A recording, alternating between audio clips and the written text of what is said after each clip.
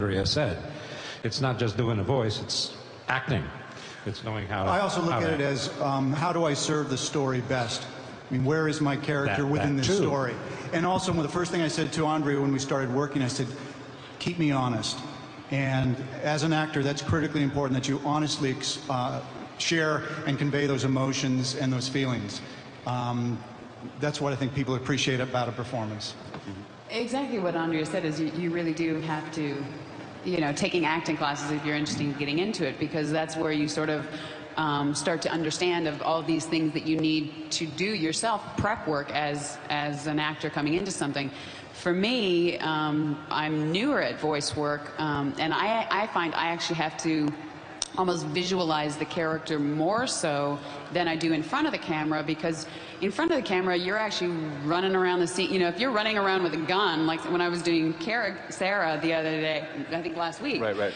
I'm running, I'm shooting the gun, everything like that. In front of the camera, you're actually doing that. I mean, mind you, it's a prop gun, but you're still actually running around doing that. So it's easier to become the character and feel like you are the character. But when you're sitting there with earphones on and you have to stay this close to the mic, you can't be jumping around or hear the sound.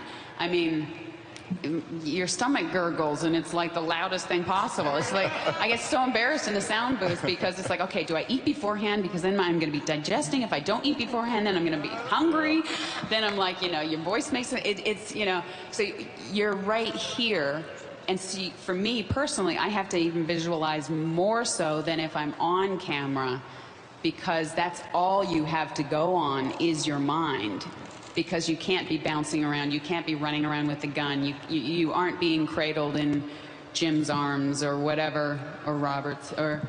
You can cradle yourself, my arms are ready for it.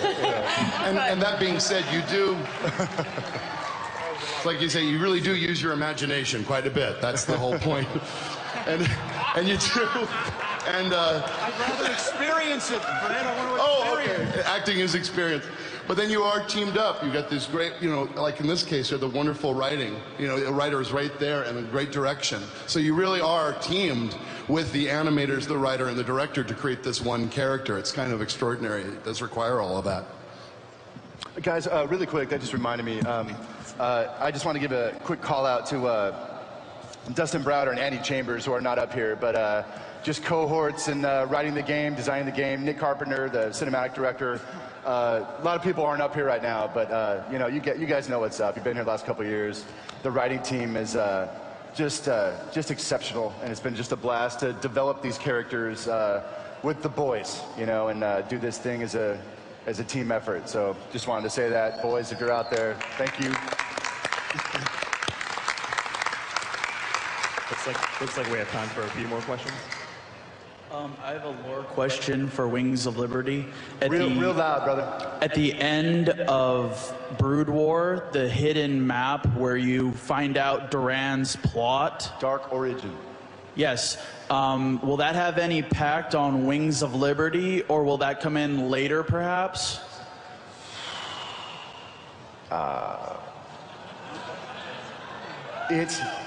It heralds everything. A little bit of that plays out in Wings of Liberty in some really cool ways. We see Zeratul creeping around, kind of going Dick Tracy.